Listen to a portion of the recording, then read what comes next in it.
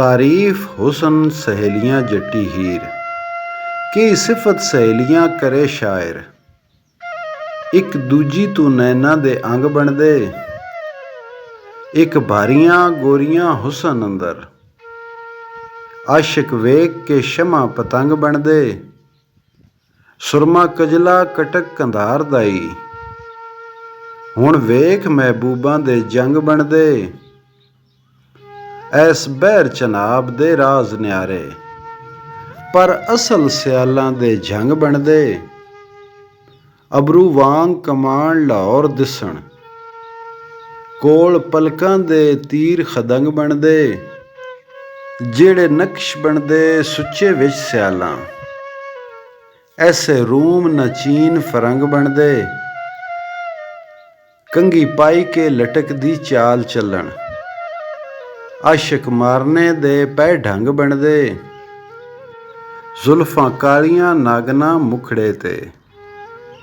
खातर आशकां दी तेज डंग बन दे, 5 तोलियां झुमियां मुखड़े ते।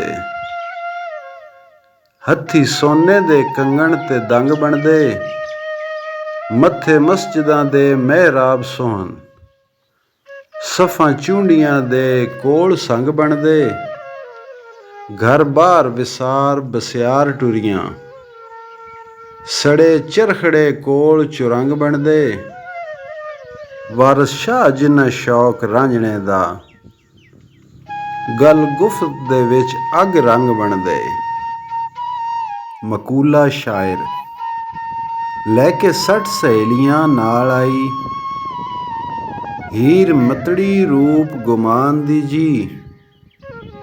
बुक मोतियां दे कन्नी झटकदे सन, कोई होर ते परी दे शान दी जी। कुड़ती सूए दी हिक दे नाल फब्बे, होश रही ना जिमी आसमान दी जी। ओदे नक बुलाक जिवें कुतब तारा, जोबन भिंडड़ी कहर तूफान दी जी। आ बुंदियां वालिए टली मोइए, इज्जत ला ना देई मेहमान दी जी।